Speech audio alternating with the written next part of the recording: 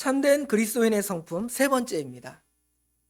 우리가 팔복, 그래서 우리가 복 받는 거, 좋은 거 이런 걸 얘기하지만 사실은 이 팔복의 내용을 다른 말로 표현한다면 그리스도인이 소유할 8가지 성품, 소유하게 될 것이 아니라, 우리는 이걸 자꾸 이렇게 해야지 내가 복을 받을 것이다 이렇게 생각하는데, 우리가 기본적으로 지난주에 시편 1편의 말씀이나 팔복의 말씀은 우리가 사실은 그 복을 누리고 있는 사람이에요. 우리가 그걸 못 느껴서 그러고 그걸 감사할 줄 모르기 때문에 우리가 넘어져 있는 것이지, 사실은 예수 믿는 사람들은 그 팔복 안에 다 들어가 있고, 또 아까 지난주에 말씀드린 바와 같이 행복한 사람들입니다. 그렇죠? 자, 그러면 이제 우리가 이 8가지 그 축복 가운데, 8가지 복 가운데, 8가지 성품 가운데 세 번째입니다. 우리가 이걸 보통 8가지 이 성품을, 8가지 그 복을 두 종류로 나눕니다. 첫 번째는 뭐냐면 1번부터 네 번째 복, 심령이 가난한 자, 애통한 자, 또 오늘날은 온유한 자, 그 다음에 네 번째가 의에 줄이고 목마른 자인데요, 이거는 누구에 대한 우리의 영적인 상태냐면 우리 하나님께 대한 영적인 상태입니다. 하나님 앞에 애통하고, 하나님 앞에 온유하고, 하나님 앞에 심령이 가난하고. 그렇죠? 그러면 나머지 4개는 긍휼히 여기는 거, 마음이 정결한 거, 화평케 하는 거, 의를 위하여 박해를 받는 것. 이거는 누구에게 해당되냐면 타인들, 우리 예수 믿는 사람들뿐만 아니라, 같은 믿음의 사람뿐만 아니라 예수 믿지 않는 사람들에 대해서 우리가 어떠한 마음을 가지고 있는가. 그래서 긍휼히 여기는 마음, 다른 사람을 긍휼히 여기는 거예요. 그렇죠? 그 다음에 마음이 청결한 것, 하나님 앞에 마음이 청결한 것, 그게 아니라 다른 사람들이 볼 때 저 사람은 참 순수하다, 저 사람은 이렇게 가려지지가 않아, 다 보여. 그런데 더러운 마음이 다 보이는 것은 아니고, 선한 마음, 착한 마음이, 마치 이 사람을 갖다가 이게 뭐죠? 이 우리 유리로 보면 이게 보이잖아요, 바깥에. 보듯이 이 사람의 마음을 보는 거예요. 근데 이 사람 마음이 더러운 마음, 추한 마음이 보이는 것이 아니라 하나님 앞에 깨끗한 마음, 정직한 마음, 선한 마음이 보여지는 거예요.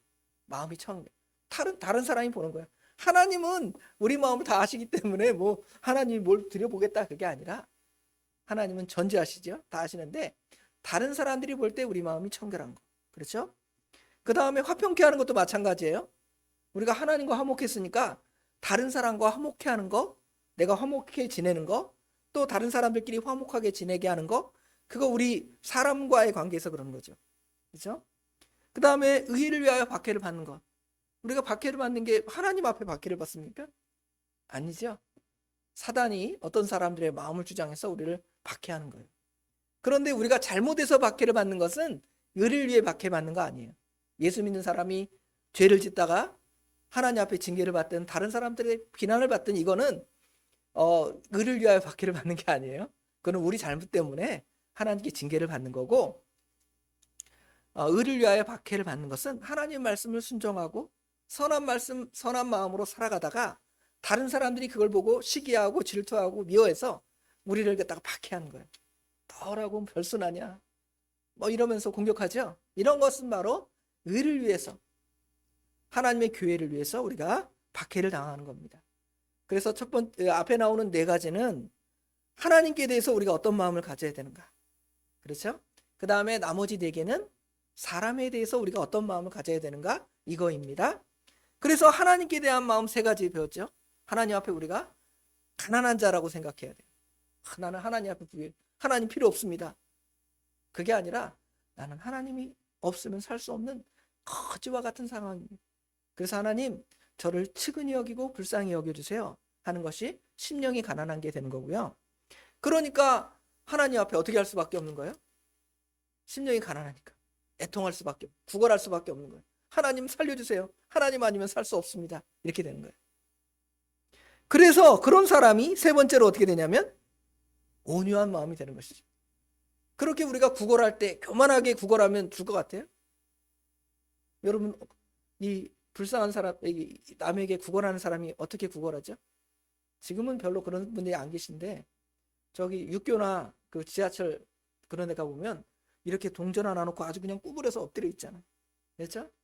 뭐 창피해서 그럴 수도 있지만 사실은 남한테 돈 내놓으시오 이러면 그 강도잖아요. 그렇죠? 와, 나는 정말 먹을 것도 없어 굶어 죽어서 이거 구걸 아니면 살아갈 수 없으니까 내가 구걸합니다 하고 아주 부복돼 있죠. 하나님 앞에 그런 거예요. 우리가 사람 앞에 그러는 거 아니고, 사람 앞에서는 우리가 열심히 나가서 일해야죠. 돈을 벌고 충성해야죠. 그러나 하나님 앞에는 하나님의 은혜가 아니면 살 수 없습니다. 하나님 앞에 동양 그릇을 내어놓고 하나님 앞에 굴복하는 것, 그게 바로 온유입니다. 교만한 사람들이 그렇게 할 수 있어요? 내 자존심이 있지, 내가 어떻게 이 동양 바구니 들고 내가 지하철역에 앉아 있습니까? 그럴 수 있잖아요. 그런데 하나님 앞에 그렇다면, 하나님이 도움이 없으면 살 수 없다면, 하나님 앞에 우리가 진짜 그릇 하나 내어놓고, 하나님 여기 그릇에 하나님의 은혜 부어주지 않으면 나는 살 수 없습니다 하고 하나님 앞에 겸손하게 나가고 하나님 앞에 온유하게 나갈 수밖에 없는 것입니다. 자, 온유한 자는 결국은 뭐라고 말하냐면 그들이 땅을 기업으로 받을 것이며 그랬죠. 온유한 자는 세상을 이제 정복하고 다스린다 이 말이에요. 땅을 기업으로 받는다는 것은 땅을 소유하게 되는데 그 땅의 주인이 된다는 말이겠죠. 자, 그런데 우리가 분명히 알아야 할 사실은 땅의 정복이 인간적인 입장에서 볼 때는 온유한 사람이 얻는 게 아니에요. 어떤 사람들이 보통 땅을 얻는다 그러죠? 아주 강한 사람, 주먹이 센 사람, 무기가 아주 훌륭한 무기가 있는 사람, 가서 요새도 이란과 미국 막 전쟁하죠. 무기가 있으니까 서로 전쟁하는. 뭘 자랑하는 거예요? 힘을 자랑하는 거죠. 그래서 힘을 자랑해서 그 힘에서 이기면 그 땅을 빼앗는 것이고, 힘이 없으면 그 땅을 어떻게 해요? 빼앗기는 것이죠. 이게 보통 세상의 원리라면 하나님께서는 그러한 방법으로 이 세상을 정복하거나 지배하는 것이 아니라 온유한 자만이 그 땅을 정복할 수 있다 이렇게 말합니다. 제가 찾아 읽겠습니다. 시편 37편 11절에 보면 그러나 온유한 자들은 땅을 차지하며 풍성한 화평으로 즐거워하리로다. 이 시편 37편은 어떤 내용이냐면 악을 행하는 사람 때문에, 불의를 행하는 자들 때문에 우리 마음에 불평하고 원망함이 생겨요. 시편 37편 1절에 보면 악을 행하는 자들 때문에 불평하지 말며 불의를 행하는 자들 때문에 시기하지 말지어다. 악을 행하고 불의를 행하면 세상에서 보면 많은 것을 얻어요. 마치 뭐 조폭이나 깡패가 야 돈 내놔 해서 부자가 되는 거예요. 그렇죠? 우리가 우리 입장에서 볼 때 나도 저 사람들처럼 악을 행하면 좋겠는데, 예수 믿는 사람이 악이 행해집니까? 성령 하나님께서 조금만 잘못해도 마음에 찔림이 주는데 악을 행할 수가 없어요. 그렇죠? 그래서 불평하는 거예요. 하나님, 나는 왜 저들처럼 악한 마음, 독한 마음 가져서 탁 뺏으면 되겠는데 나는 왜 그거 못합니까? 그렇죠? 그래서 불평한다든지, 불의를 행한 사람들처럼, 어떤 사람 쇠치기해서 남의 물건 많이 갖잖아요. 우리는 법 지키다가 아무것도 못 갖는 거예요. 그럼 우리가 마음에 불평하거나 또 시기하는 마음이 들죠. 그렇지만 하나님께서 이 뒤에 37편의 내용에 보면 악한 자들을 심판하신다는 거예요. 그러므로 여기 아까 11절에 아까 읽었던 말씀처럼 온유한 자들은 땅을 차지하며 풍성한 화평으로 즐거워하리로다 하고 시편 다윗이 그렇게 고백하는 거예요. 이 시 뭐 배경이 있을 수 있다면 아마 다윗이 그 하나님 말씀대로 살아가다가 사울에게 핍박을 당하잖아요. 그렇죠? 악인들이 얼마나 성공하고 자기는 도망자고 죽을 자이지만, 죽을 그런 위기에 있지만 하나님 그들 불평하지 말라, 너가 온유하게 잘 참았지 않느냐. 다윗이 잘 참아내잖아요. 참아내니까 나중에 다윗이 왕이 됐어요. 그렇죠? 땅을 차지하게 돼요. 이거는 우리 믿음의 성도가 육신적으로 어떤 땅을 차지한다 그런 개념보다 모든 사람들 앞에 뛰어나게 되고 모든 사람을 지배할 그런 영적인 상태에 있음을 우리에게 보여주고 가르쳐 주는 것입니다. 우리가 살고 있는 이 세상은 정복자의 힘에서 지배되지만 하나님의 나라는 반대로 섬기는 자, 온유한 자, 겸손으로 통치되고 있죠. 예수님의 제자들에게 하나님 나라에서는 어떤 자가 크냐 이럴 때 섬김을 받는 자가 큰 것이 아니라 오히려 섬기려고 우리 예수님처럼 낮아진 사람이 큰 자다. 염려할 거 없습니다. 어떤 사람이 어린 양 하면 어린 양 받아주면 돼요. 아, 믿음이 어려서 그러는구나. 믿음이 어려서 이렇게 징징대고 믿음이 어려서 그렇게 하는 거예요. 그러니까 우리가 믿음이 있다고 생각하면 그래요. 예, 알겠습니다. 하고 이겨나가면 하나님께서 그 사람 높이는 거예요. 그게 높은 사람이에요. 우리 애들이 징징댄다고 야 까불지 마 이런다고 여러분이 높아집니까? 그러지 않잖아요. 그래, 아이고 애기 이쁘다 이쁘다 해주는 거잖아요. 그렇다고 그 아이가 높아진 것입니까? 그게 아니죠. 여러분의 마음이 높아진 것이고 그런 사람은 하나님께서 높여주시는 것입니다. 온유한 것에 대해서 예수님께서 친히 말씀하시죠. 나는 마음이 온유하고 겸손하니 나의 멍에를 메고 내게 배우라 그러시죠. 예수님이 그렇게 온유하신 분이십니다. 예수님께서 마태복음 11장 29절에 수고하고 무거운 짐진 자들아 다 내게로 오라 내가 너희를 쉬게 하리라.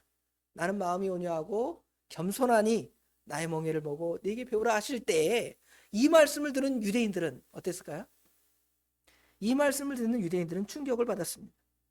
왜냐하면 유대인들은 그 마음속에 군사적인 침략과 정치적인 압박에서 경제적인 빈곤에서 그들의 문제를 해결해 줄 메시아를 기다린 거예요.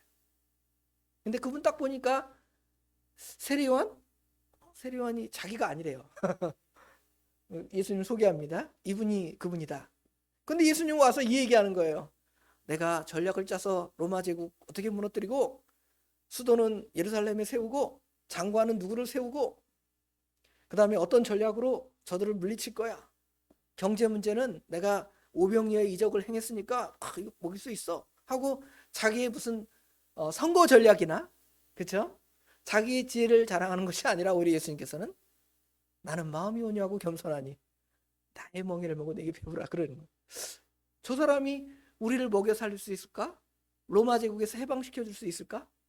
그러니까 나중에 예수님을 어디에 못 박죠? 예수님을 십자가에 못 박게 되는 이유가 바로 그런 것입니다. 그런데 유대인들의 천국관이나 유대인들의 투쟁관은 결국은 독립되는 거예요. 해방되는 것입니다.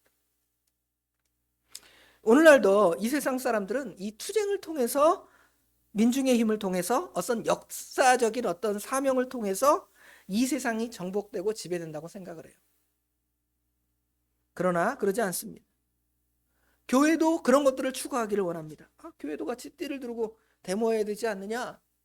교회가 그걸 선도하지 않으면 어떻게 되느냐? 교회는 그냥 입 다물고 영적인 세계만 그러고 있으니까. 과거에 그 교회 역사에 대해 서술하는 교회사가들 중에 어떤 사람들이 있냐면 그 민중의 그러니까 우리 한 민족의 역사를 굉장히 중요하게 강조하는 그런 분들이 계셨습니다. 역사를 서술하는 사람들이 그 역사가들이겠죠. 그런데 이 교회를 볼 때 굉장히 부정적으로 보고 선교사들을 굉장히 부정적으로 보는 거예요. 왜 그러냐 하면 1910년에 우리나라가 일본에게 먹혔잖아요. 먹히니까 교회에서 할 일은 뭐냐면 독립운동이다 이렇게 생각을 한 거예요. 그래서 많은 사람들이 교회에 들어와서 독립운동에 막 투신하고 교회에서 3.1운동도 하고 막 그러잖아요. 그런데 누구는 이 일을 반대했냐면 선교사님들은 이 일을 방해했어요. 선교사님들은 우리가 여기 이 나라를 독립시켜주기 위해서 육신의 어떤 독립국가를 세워주기 위해서 선교사로 온 것이 아니다. 자기들은 영적인 생명을 살리는 일 때문에 여기에 와서 하나님 말씀을 전하고 복음을 전하는 일을 사명을 감당했다. 그러니까 지금 일제에 좀 압박을 받아도 우리는 중립적인 위치에 있다 이렇게 말한 거예요. 그러니까 이 그 민중 운동을 하는 그런 역사가들은 교회를 반대하는 거예요. 교회가 완전히 무슨 그 서구 그 문명에 아주 정복되는 것이 아니냐. 지금 우리는 이렇게 일본에게 압박을 받고 있는데 독립투쟁을 해야 되지 않느냐 교회에서. 물론 교회에서 독립투쟁하지 말라고 그렇게 가르치지는 않았습니다. 실제로 3.1운동을 주최한 많은 사람들이 기독교인이었어요. 예를 들어 민족 대표가 33인이잖아요. 33년인데 그중에 반 이상이 기독교인이에요. 지금 입장에서 볼 때는 당연히 기독교인들이 반 이상이 우리나라 민족 대표 33명이라면 반 이상이 기독교 독립운동을 하는 것이 뭐 숫자적으로 볼 때 지극히 어때요? 당연해 보이잖아요. 그런데 그 당시에 기독교의 비율은 우리나라의 5%밖에 안 돼. 되게 조금이죠. 지금 뭐 4분의 1 이상, 보통 4분의 1 이상이 기독교인이라고 하는데 4분의 1이 아니라 8분의 1도 안 되는 숫자예요. 보다 훨씬 예수 믿는 사람들이 없는 시대예요. 그렇죠? 그런 시대에 독립운동에 참여한 기독교인들이 반절 이상인 거죠. 그 33명의 대표 중에서. 그리고 3.1운동 했던 예를 들어 뭐 유관순 열사 이런 분 다 기독교인이에요. 뭐 안중근 의사는 천주교인이지만 안중근 의사도 기독교 천주교 신앙을 가졌어요. 하나님을 믿는 신앙을 가졌어요. 그런데 선교사님들은 이 사람들에게 야 너희들 독립운동해라, 너희들 독립운동해라 그렇게 가르치지 않았죠. 왜냐하면 하나님의 말씀을 전하는 일은 육신적인 어떤 독립운동의 일이 아니라 그럼 우리 예수님도 독립운동을 하셨어야 될 거 아니에요. 그러면 우리나라도 선교사님들이 그렇게 가르쳤을 것입니다. 그러나 그것이 아니라 먼저 제일 중요한 것이 사람의 영혼이 죄와 사망에서 죽는 그 사망에서 구원해 주는 일이 가장 중요하니까 먼저는 뭘 전하는 거예요? 너희들이 예수를 믿어야 된다. 예수 믿지 않으면 영원한 죄 가운데 있는 것이다. 이렇게 가르쳐 준 거예요. 그런 원리를 따라 살아가니까 그럼 우리도 죄와 사망에서 벗어난 우리 그 다음에 우리가 또 해야 할 일은 뭐냐? 지금 우리가 일본의 식민지로 있으니까 거기서 우리가 독립해야 되지 않는가 하고 교인들이 알아서 그 운동을 하는 거예요. 그렇죠? 그럼 처음부터 교인들한테 불러놓고 야 오늘 독립운동해야 돼 그러지 않았어요. 하나님의 말씀을 전하면 그 말씀 안에는 우리가 독립운동을 쟁취할 의식들이 그 안에 가지게 되는 것이죠. 그런데 선교사님들이 그 얘기 안 했다고 교회는 잘못된 거야. 나라와 민족을 전혀 생각하지 않는 사람들이야. 그런 거예요. 그건 마치 예수님이 그런 거하고 똑같잖아요. 예수님께서 유대 나라를 저 로마의 식민지에서 구원해 주지 않고 겨우 하는 말이 너희들은 죄와 사망에서 내가 너희를 구원할 것이다. 겸손해라, 온유해라 이렇게 가르치니까 메시아를 찾는 사람들은 예수님을 어떻게 할 수밖에 없는 거예요? 받아들일 수가 없는 거죠. 그래서 예수님을 나중에 십자가에 못 박는 일이 그렇게 벌어지게 되는 것입니다. 자, 온유함에 참된 의미를 좀 더 보면 온유라는 것은 문자적으로 어떤 의미가 있냐면 프라우스라는 단어가 짐승을 길들여서 주인이 시키는 대로 하는 거. 망아지, 송아지 자기 마음대로 날뛰잖아요. 근데 망아지나 송아지를 잘 길들여서 소를 통하여 쟁기를 끌게 하고 말을 통하여 우리가 말을 타고 다니는 거죠. 사람에게 유익한 수단으로 쓰는 거죠. 사람에게 길들여지는 게 온유한 것이다. 이런 단어를 우선 기본적으로 써요. 그런데 이제 성경은 그 의미보다 훨씬 더 깊은 의미를 담고 있습니다. 성경에서 온유함이라는 것은 앞에서 말한 두 복, 심령이 가난한 거, 마음이 가난한 거, 애통할 수밖에 없는 상태에서 오는 온유. 아까 말한 대로 아무 능력이 없으니까 하나님 앞에 온유하고 겸손할 수밖에 없죠. 내가 능력이 있다. 나는 괜찮은 사람이야. 나는 심령이 부유해. 내가 애통할 게 뭐가 있어. 이런 사람들은 하나님 앞에 굴복할 수가 없게 되는 것이죠. 마치 이사야 6장에 보면 이사야가 그 자기를 발견합니다. 하나님께서 이제 나타나 천사 그룹들 사이에 자정하신 하나님의 모습을 환상 중에 이사야에게 보여주죠. 6날개를 단 천사가 날아 둘로는 얼굴 가리고 둘로는 발을 가리고 둘로는 날면서 거룩하다 거룩하다 하고 하나님을 찬양하잖아요. 그 하나님의 거룩함을 발견한 이사야가 어떻게 해요? 화로다 나여 망하게 되었도다 그러죠? 두 가지를 발견하는 거예요. 하나님은 하나님의 거룩한 우리가 감히 하나님께 갈 수 없는 그런 거룩하신 하나님을 발견한 거예요. 그러니까 우리 사람은 그 하나님 앞에서 가난해지고 하나님 앞에 애통하고 하나님 앞에 옴순해서 망하게 됐습니다. 하나님 나 살려주세요. 그러니까 하나님께서 이사야를 어떻게 하죠? 이사야 입에다가 뜨거운 화로를 대면서 입에 쫙 지져요. 야 내가 너를 깨끗하게 하였다 그러죠. 너는 이제 거룩해졌다 이 말이에요. 그러니까 가서 너의 사명 복음 전파의 사명을 감당해라. 이 일을 우리에게 주신 것이죠. 이런 자만이 하나님의 은혜를 받는 것입니다. 하나님의 거룩함을 바라보고 그분의 가치를 보면서 그분 앞에 긍휼과 자비를 바라는 마음, 그래서 그분 앞에 예배하고 그분을 섬기는 마음, 그것이 바로 하나님 앞에 온유함. 여러분 온유하신 분이에요. 왜 온유하신 분이에요? 하나님 앞에 나와 예배 드리러 보니까 온유한 사람들. 온유하지 않으면 내가 무슨 하나님 예배 그냥 일주일에 한 번만 예배하면 되지. 뭘 시간마다 나와서 예배 듣고 또 목사님 말씀 듣고 교인들끼리 모여 있어. 그러면 이제 겸손하지 못한 거지. 온유하지 못한 거지. 그러나 온유하니까 그래 시간이 되었으니까 하나님을 만나고 말씀을 듣고 성도들과 교제하고 하나님 앞에 굴복하는 거예요. 예배라는 것은. 원래 예배라는 말 자체의 배자가 세배할 때 배자하고 똑같은 거예요. 절배. 하나님 앞에 부복하는 거예요. 우리는 그런 형태의 예배를 잘 안 하잖아요. 이슬람 사람들 돗자리 하나 탁 깔아놓고 시간 되면 메카를 향하여 탁 굴복하잖아요. 외적인 형태이겠지. 진정한 굴복이냐?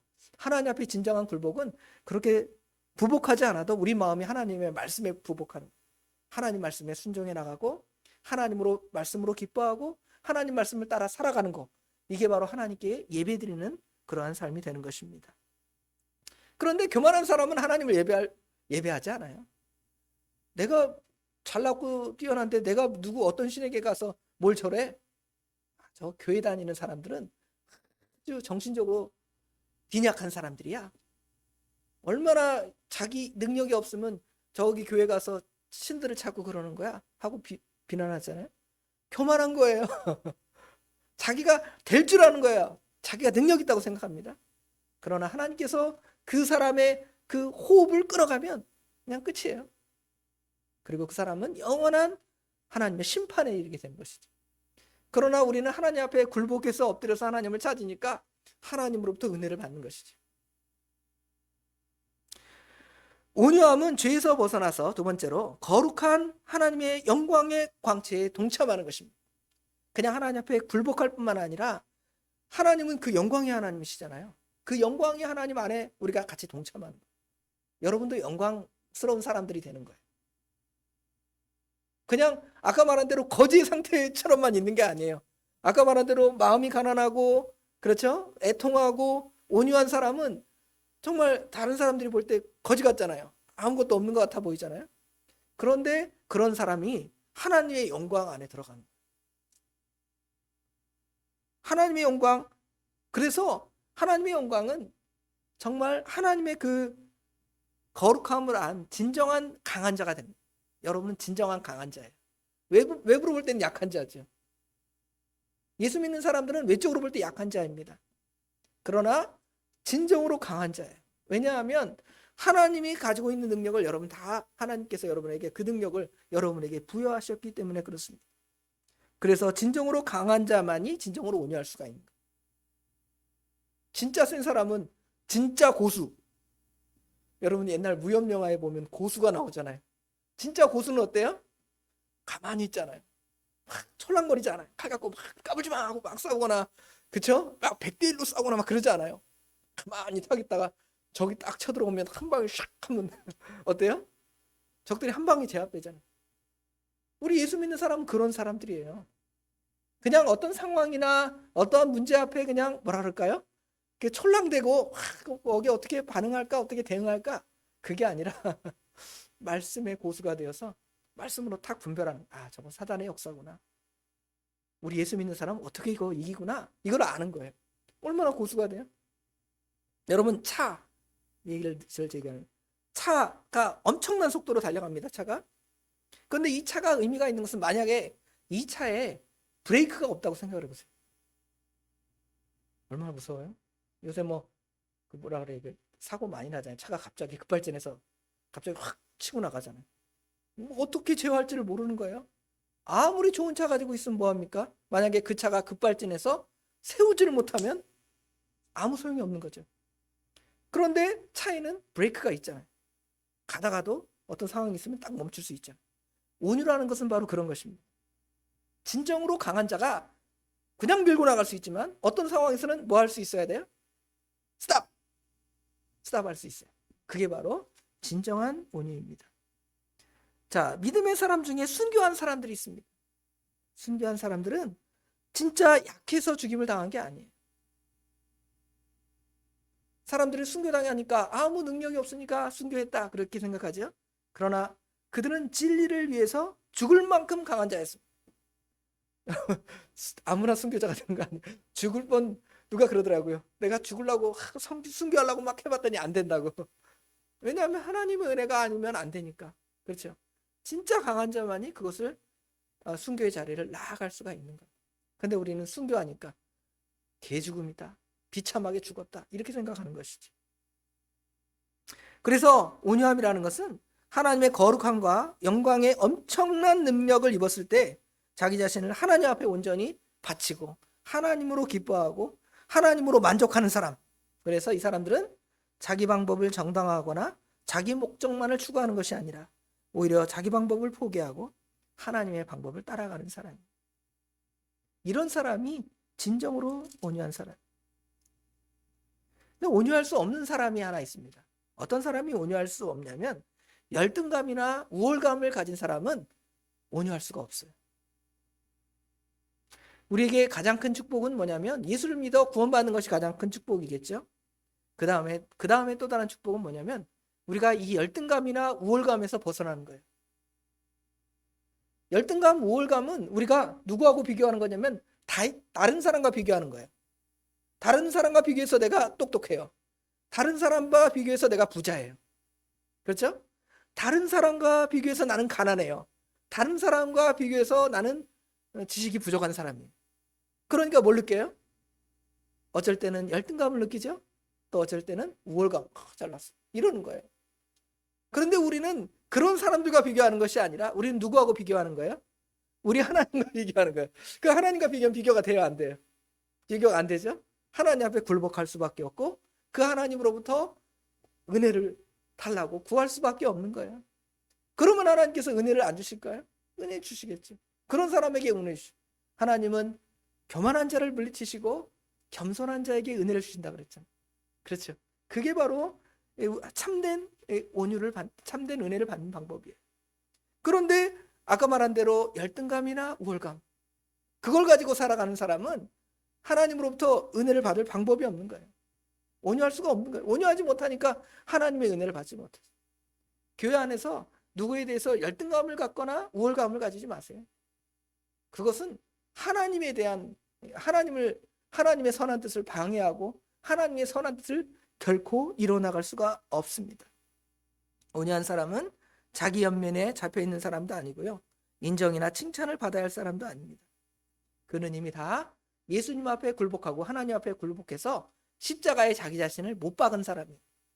십자가에 못 박았으니 죽은 사람이 뭐라고 말하겠습니까? 죽은 사람이 말합니까? 시체가 말 못하잖아요. 우리는 이 세상에 대해서 다 십자가에 못 박아서 누구에게 열등감을 표현할 것도 없고 우월감도 표현하지 않아요. 열등감을 표현하면 그 사람을 뭐라 그럴까요? 막 비난하겠죠. 불만을 품고 너는 금수저로 태어났으니까 그렇게 잘 사는 거잖아. 나는 우리 아버지가 흙수저야. 이러면서 불평을 표현하겠죠. 교만한 사람은 어때요? 야, 너는 어떻게 그렇게 사니? 응? 하나님을 믿으면 좀 잘 살고 부자로 살아야지. 왜 그러고 사는 거야? 뭐 이러면서 교만하죠. 그러나 그러지 않아요. 내가 잘났어도 내게 하나님의 은혜입니다. 못났어도 내가 하나님이 많은 거 주시면 내가 교만할까 봐 그렇게 주신 거. 하나님 주신 거 감사합니다 하고 감사할 줄 아는 사람이 온유할 수 있는. 그런데 반대로 아까 말한 대로 열등감이나 우월감은 절대로 온유의 길로 나아가지 못합니다. 성경에 온유한 사람들을 보십시오. 아브라함 온유하잖아요. 하나님 말씀에 굴복하는 온유함이 있습니다. 또 무엇이 있냐면 양보할 줄 알아요. 자기 조카에게 양보하잖아요. 야, 너 이거 좋은 거 가져. 너 가지면 나머지 내가 가질게. 이러죠. 얼마나 온유합니까? 사람에게 온유하고 하나님 앞에 굴복하는 사람. 그래서 하나님 말씀이면 자기 아들 바치라 그러니까 바치는 거예요. 그렇죠. 얼마나 온유한 사람입니까? 하나님 언제 준다고 그래놓고 우리 아들 또 죽이라니요. 그게 무슨 말도 같지 않은 소리를 하십니까? 우리 인간의 생각 그러잖아요. 아브라함은 그 아들 죽여도 하나님이 다시 살릴 줄을 믿으니까 가는 거예요. 모리아 산으로 끌고 가는 거예요. 그럼 하나님, 내가 혹시 쟤를 불살라서 죽여도 그 불타 죽은 아들을 하나님이 다시 살려줄 거라고 믿는 거예요. 자기가 100세가 되어서 난 아들을, 그 아들도 그렇게 불가능한 것을 얻은 것처럼 태워 죽은 아들도 하나님이 살리실 수 있다는 믿음이 생긴 거예요. 처음에는 좀 믿지 못하니까 여러 방식들로 실수도 하고 넘어지기도 하고 실패도 했지만 믿음이 점점 자라서 나중에는 자기 아들을 줄 수 있는 믿음까지 나아가는 것이죠. 그게 바로 하나님 앞에 온유한 사람입니다. 요셉은 온유하게 자기 형들이 자기를 팔았으니까, 이 형들 나중에 내가 총리가 됐으니까 형들 한번 와봐라. 내가 아주 그냥 개박살을 한번 내야 되겠다. 그렇죠? 본때를 한번 보여줘야 되겠다. 이럴 거 아니에요. 근데 형들이 와서 그 앞에 굴복할 때, 나를 여기 보내신 분은 우리 하나님이십니다. 나를 두려워하지 마십시오. 하나님 앞에 어떻게 살면 됩니다. 하루 이 생명의 길, 그 방법을 가르쳐 주잖아요. 얼마나 온유합니까? 모세도 온유하고 다윗도 온유하고 스데반도 온유하고, 또 우리 예수님은 얼마나 온유하십니까? 예수님은 얼마나 온유한지, 하나님이신 예수님, 하나님을 막 모욕하잖아요. 누구를 모욕한다, 뭐 사람 연약한 자를 모욕한다 그러면 네가 연약하니까 뭐 네가 어떻게 할 거야? 할 말 없잖아요. 그냥 깨갱하는 거예요. 그렇죠? 그러나 우리 하나님은 12영도 되든, 우리 예수님은 12영도 되드는 천사를 보내서 얘를 당장에 다 죽여! 그러면 하나님께서 불을 내려서 다 죽일 수 있는 게 우리 예수님이신데, 우리 때문에 참으신 거예요. 얼마나 온유하십니까? 그렇죠? 예수님의 온유, 그거를 생각하면 우리가 온유하지 않을 수가 없게 되는 것이죠. 자, 온유한 자가 받을 복은 아까 처음에 시작한 대로 땅을 기업으로 받는다는 것입니다. 대부분의 사람들은 온유한 사람들이 성공하지 못하고 출세하지 못할 거라고 생각을 합니다. 오히려 알렉산더 대왕이나 로마의 시저나, 그 다음에 나폴레옹, 히틀러, 스탈린, 이런 사람들은 엄청난 능력을 가지고 사람들을 죽이고 그 땅을 다 차지, 대제국을 만들었습니다. 그런데 그들의 최후는 성공이 아니죠. 또 다른 어떤 강자가 나와서 그들을 죽이죠. 그런데 우리 예수님은 십자가에 못 박혀 죽었습니다. 얼마나 약해 보여요. 그런데 우리 예수님은 지금도 남아있어요. 수많은 사람들이 그 예수님을 추종합니다. 예수님을 하나님으로 섬기고. 얼마나 하나님께서 높으셨습니까? 예수님은 이 교회의 머리가 되시잖아요. 세상에 이런 정복자들을 교회의 머리로 두지 않았습니다. 하나님은 우리 예수님을, 하나님의 택한 백성을 위하여 자기를 희생하신 그 예수님을 교회의 머리로 두시고 전 세계를 지배하십니다. 우리 예수님이 이 땅을 차지한 것을 보면 알잖아요. 이 온 세상의 주인은 누구십니까? 예수님이신데, 원래 예수님이셔요. 그런데 예수님께서 그 십자가의 사명, 온유의 사명, 겸손의 사명을 감당한 다음에는 진짜 모든 사람 앞에 이분이야말로 온유의 사람이다 하고 드러나신 거예요. 물론 하나님이시지만. 세상은 부동산 투기로 땅을 차지하지만 우리는 온유함으로 어디를 차지할까요? 하나님의 나라를 차지하는 거예요. 저 천국에 이르는 것도 우리가 하나님 나라를 차지하는 것이지만, 이 믿음의 영역 하에서 이 믿음의 그 영역을 넓혀 나가는 거예요. 우리 주변 안에 하나님을 믿으면 이것이 좋다, 저것이 좋다 하는 걸 다 보여주는 거예요. 믿지 않는 자들에게. 일부러 내가 대단하다 일 자랑하는 것이 아니라, 여러분이 빛과 소금이 되는 것처럼 다른 사람 앞에 낭중지추가 되는 거예요. 낭중지추. 낭중지추라는 말이 뭐냐면, 이 옷 속에 송곳이 있어요. 송곳이 있으면 송곳이 이 안에 있다 그래서 송곳이 이 날카로운 게 감춰지지 않잖아요. 뾰록하고 뭐가 튀어나와요. 우리 믿음의 사람들은 그런 겁니다.